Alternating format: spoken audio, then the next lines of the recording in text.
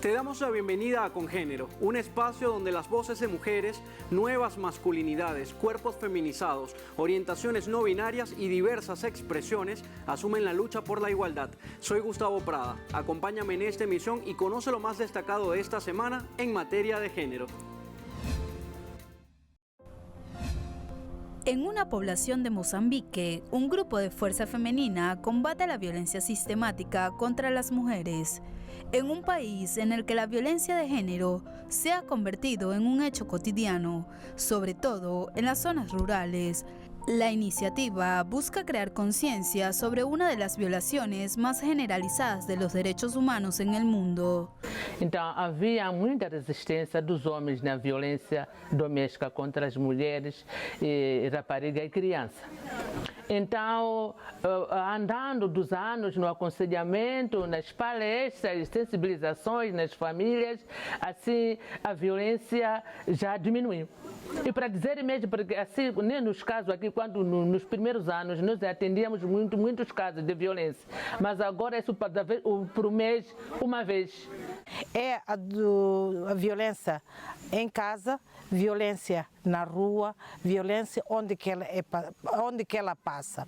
Isso tudo decorre por causa do sistema que nós temos nesta província ou em África, o sistema patriarcado, que muitas das vezes a nossa educação foi dita que esta mulher não tem voz, esta mulher não tem poder de decisão, esta mulher não tem como poder fazer algo importante na vida. Aunque la violencia contra las mujeres es castigada por una ley desde el año 2011, pero que su aplicación aún no se materializa. De acuerdo a la Organización de Naciones Unidas, ONU, este país africano ocupa el puesto número 127 en el índice de desigualdad de género. Las calles de Roma se vieron inundadas por colores, música y la energía de la comunidad sexodiversa que celebra el orgullo LGBTIQ+, en este mes en el que se conmemoran los triunfos y batallas de este colectivo. La marcha, que pone de manifiesto los derechos de esta población, vuelven tras 2 años de cancelaciones y limitaciones debido a la pandemia por Covid-19. Allora, in Italia, in confronto magari a paesi un po' più aiutati, sicuramente sì, però ancora ce n'è strada da fare. Mi rendo conto che ancora non è del tutto apprezzata e dovrebbe avere più strada, dovrebbe essere considerato di più. Ma ci arriveremo, sono positiva sotto questo aspetto. Penso che ci sono diverse, anzi troppe persone secondo me che ancora non dicono io non sono omofobo, ma continuano la frase che non si dovrebbe fare, io non sono omofobo, punto. Quindi ancora mi sa che ci vuole un paio d'anni. Los participantes se manifestaron no solo para exigir derechos sociales, sino para exigir que su derecho a la vida sea respetado. Además, pide se pongan fin al racismo y a la discriminación por creencias religiosas. El desfile partió desde la Plaza de la República y sumó a miles de personas, activistas y organizaciones.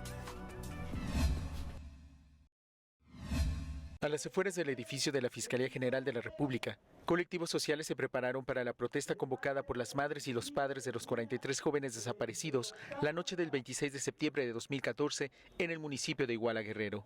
Doña Cristina Bautista fue una de las primeras en descender del autobús que los transportó y aseguró que ella y sus compañeros han perdido la paciencia ante la lentitud de las investigaciones. Vemos que a los jueces los dejan en libertad a los culpables, a los implicados del caso Ayotzinapa, y eso es preocupante para nosotros porque imagínense, han pasado 7 años y 8 meses que todavía no sabemos nada de nuestros hijos. Los señalamientos en contra del fiscal Alejandro Hertz Manero y el fiscal especial asignado al caso fueron contundentes. Vamos a pedir que todos los responsables en esta desaparición tan inhumana que hicieron con nuestros hijos, todos tienen que pagar conforme a la ley. También han demandado ser recibidos por el presidente Andrés Manuel López Obrador, con quien se reunieron por última vez en septiembre del año pasado. Queremos exigirle que vuelva a dar órdenes, no sé, 5 o 10 órdenes más al ejército, que tiene que entregar todos los archivos, que tiene que transparentar toda la información. Él lo dijo muy claramente, que no se debilitan las instituciones, que al contrario se desbordota. López Obrador señaló recientemente que pronto habría un encuentro con los padres de los normalistas de Ayotzinapa y que entregaría un informe. También negó que las investigaciones se encuentren estancadas. Había todo un pacto de silencio y muchos intereses y se está avanzando. Entonces no hay estancamiento. Y vamos a tener resultados y vamos a cumplir con nuestro compromiso.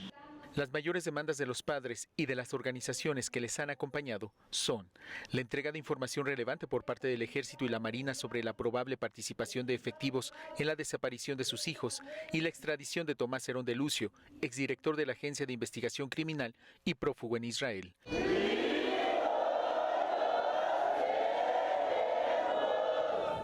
Eduardo Martínez, Telesur, Ciudad de México.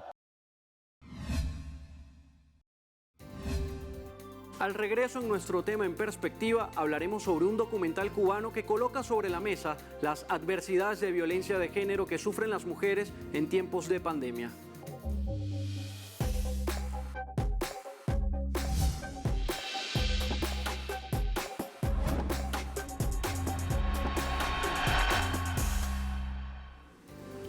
El lenguaje es una herramienta con la que construimos y deconstruimos los imaginarios sociales. A través de él podemos contribuir a la transformación de una realidad social. Hoy, en nuestro segmento lenguante, definiremos la categoría misoginia.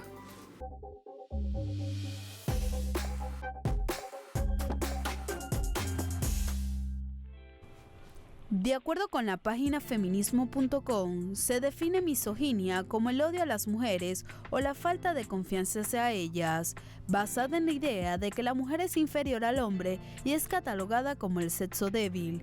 Su etimología está compuesta por miseo, que se traduce como odio, gin, que se traduce como mujer. De esta manera, una persona misógina mantiene la errónea idea de que los hombres y mujeres no deberían estar en los mismos lugares, excepto para la seducción o la reproducción, la creencia de que la mujer es el sexo débil y por tanto hay que desconfiar de ellas y en algunos casos sentir aversión hacia ellas.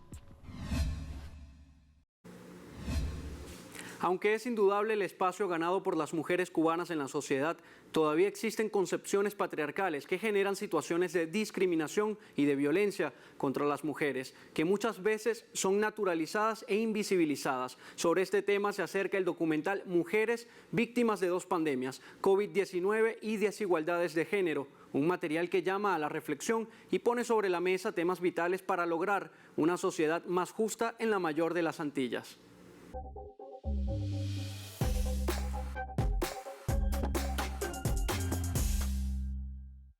¿Qué pasó con las mujeres cubanas durante la pandemia de COVID-19? ¿Qué realidades vivieron hacia el interior de sus hogares en su vida personal y profesional? Las mujeres llegan en desventaja de alguna manera a la pandemia porque vienen cargando con una opresión desde el sistema patriarcal que nos impacta de disímiles maneras, pero también con una carga por la gestión de la vida en medio de una crisis económica. Es esta la denuncia de mujeres víctimas de dos pandemias, COVID-19 y desigualdades de género.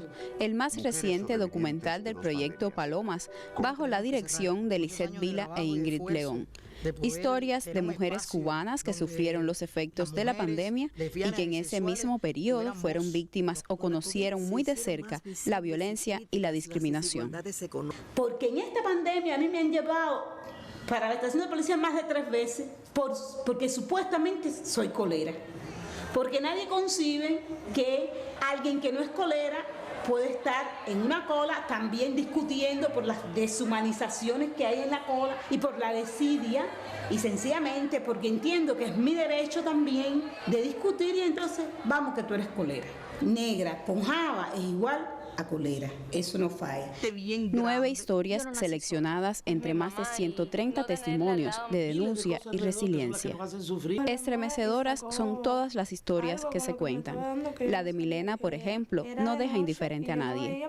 En medio de la cuarentena a causa de la COVID-19, estuvo a punto de perder la vida a manos de su pareja, mientras en la habitación contigua a la suya dormía su bebé. lo que son. Eran como 6 médicos cosiéndome. Yo sabía que yo no estaba bien, pero yo tenía esperanza de que iba a estar bien porque el niño me estaba esperando.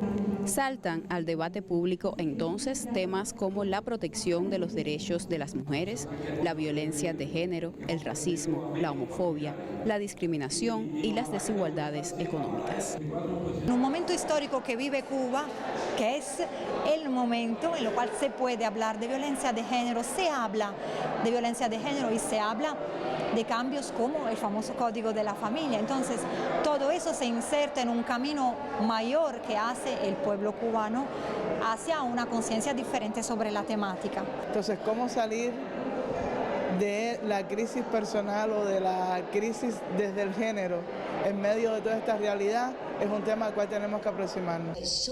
Para la realizadora Lizeth Vila, quien a través del proyecto Palomas ha testimoniado estas y muchas historias durante más de 20 años, se trata de dar voz a aquellas que han sido silenciadas por los patrones de una sociedad machista y patriarcal.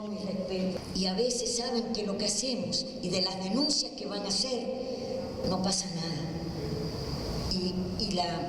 Y tratamos de guiarlas a los lugares donde tiene que ser, porque Palomas tiene no solamente esa cultura ciudadana, tiene ese deber ciudadano de que esas historias vayan caminando a los lugares donde tienen que caminar, como hablaste, la política pública, los organismos, donde tiene que ser, y que gran parte de ellas no han tenido soluciones. Ese es el gran dolor. En poco más de 20 minutos de documental se recolectan y brindan evidencias de las luchas que aún quedan por vencer y los derechos por conquistar para las mujeres en la sociedad cubana. No podemos ser islas dentro de la isla. Y creo que en los momentos actuales no podemos pedirle al Estado que resuelva millones de problemas porque no se van a resolver. Activación de la sociedad civil. Y el proyecto Palomas es un ejemplo tremendo.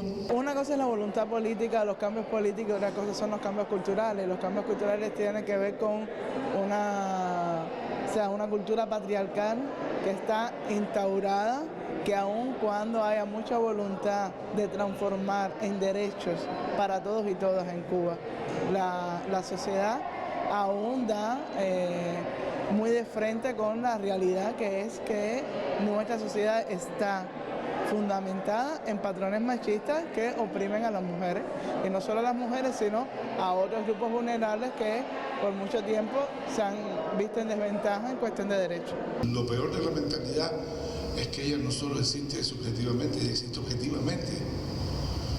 Una ley es una mentalidad, una norma es una mentalidad, un modo de comportarse es una mentalidad.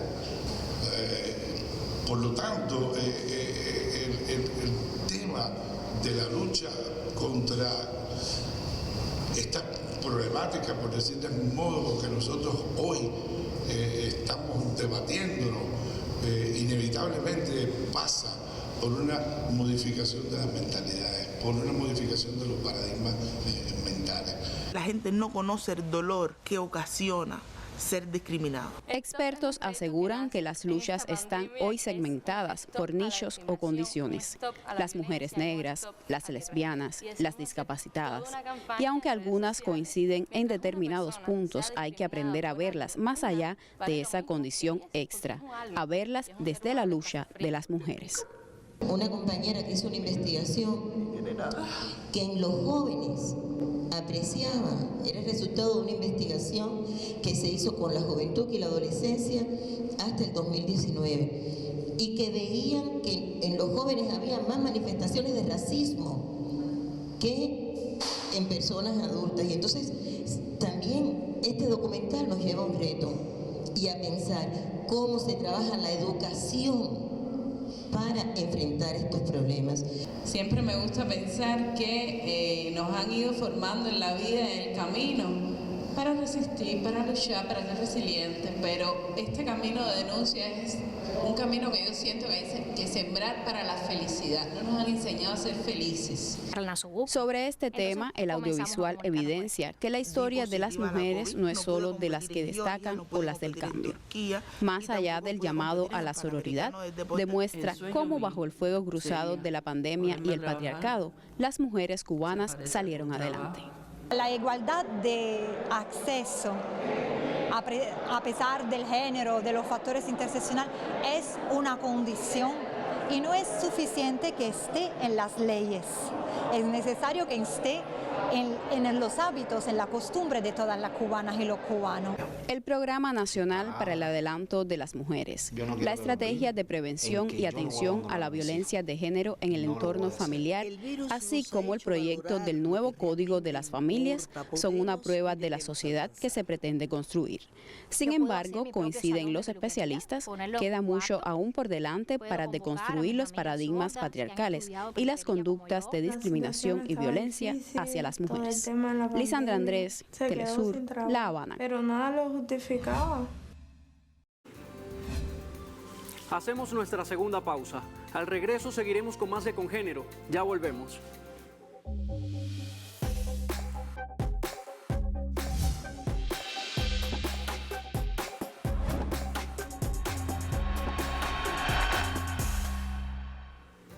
Estamos de vuelta en Congénero con nuestro segmento Batallas por la Equidad.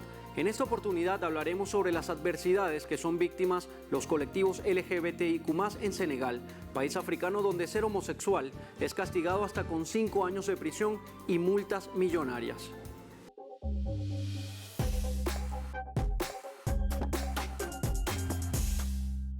La violencia física y el abuso verbal son hechos cotidianos para muchos integrantes de la comunidad LGBTIQ+ de Senegal. Desprotegidos por la ley, si quieren formalizar una denuncia, corren el riesgo de ser arrestados por la policía. La falta de conciencia sobre temas de diversidad sexual y de género en este país de África Occidental ha naturalizado las agresiones contra las personas homosexuales. A pesar de esta realidad, que afecta a esta población, cientos de personas conservadoras han pedido que se intensifiquen las leyes contra las expresiones de género distintas a las heterosexuales.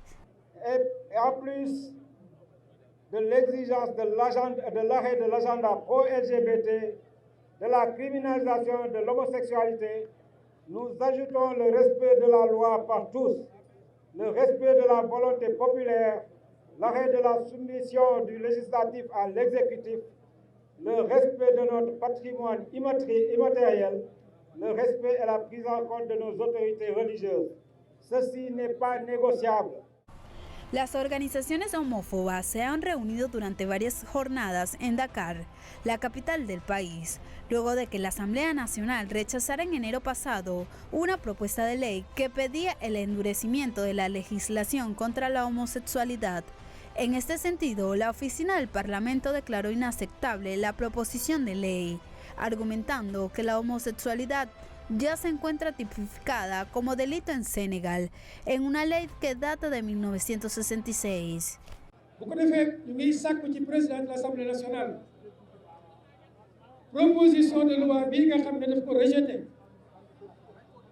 nañ koy ñaan nekkoon na ko jël teg ko ci loxol président de la République balaa fukki fan na ko delloosiwaat ci loxoom ñu gunge ko ba yóbbu ko plénière député yi ànd ak peuple bi feeñ député yi nga xam ne nag dañ fi nekkal ay ñeneen ñoom itam ñu mën a.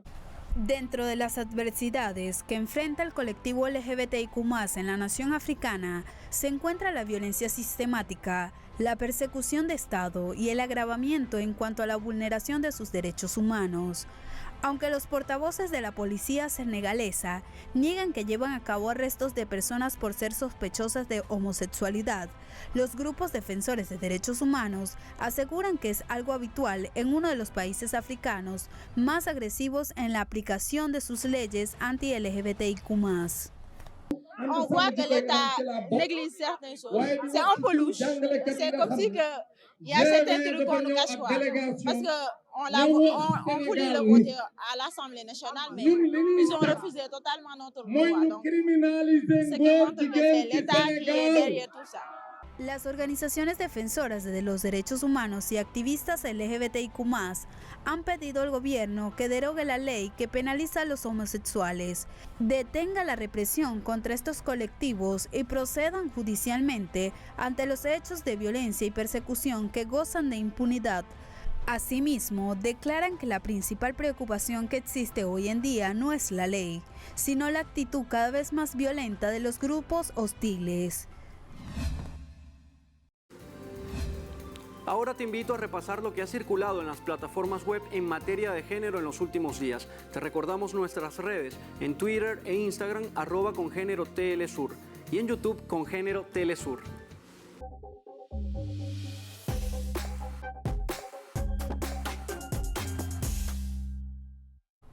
La cuenta en Instagram Salud Mental escribió en su perfil en el marco del mes del orgullo LGBTIQ+, todavía hay gente que cree que ser parte de la comunidad LGBTIQ+, es tener una enfermedad, lo cual no es cierto. Infórmate, investiga y ayuda a prevenir cualquier tipo de fobia en contra de las personas. Suma a la salud mental de las demás personas. En tanto, en Twitter, la cuenta Feminácida compartió en un hilo las implicaciones y el rechazo a la prohibición del lenguaje inclusivo en la ciudad argentina de Buenos Aires. Si el lenguaje inclusivo es político, su prohibición también. El gobierno de la ciudad de Buenos Aires prohibió a partir de hoy la implementación del lenguaje inclusivo en las escuelas, tanto del ámbito privado como el público. Para finalizar nuestro recorrido web, veamos un video compartido por la cuenta en Twitter @ladino, utilizando el hashtag Pride 2022. Esta universidad de Seattle tiene un rector homofóbico. Pues bueno, los graduandos decidieron darle estas bellas banderitas en la ceremonia.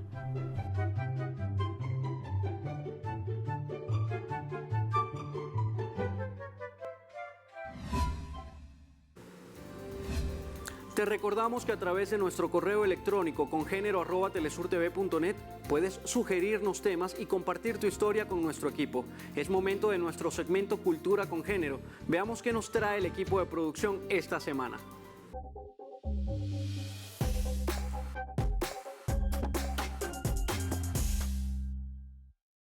Aunque la historia de la literatura universal está llena de personajes femeninos fascinantes, ellas han sido invisibilizadas y sus obras durante mucho tiempo fueron patentadas o atribuidas a sus esposos. El resurgimiento del feminismo apuntaló a la caracterización de una literatura en este sentido. Actualmente, la tendencia busca el equilibrio entre hombres y mujeres y que el profesionalismo del trabajo literario está por encima del género de quien escribe.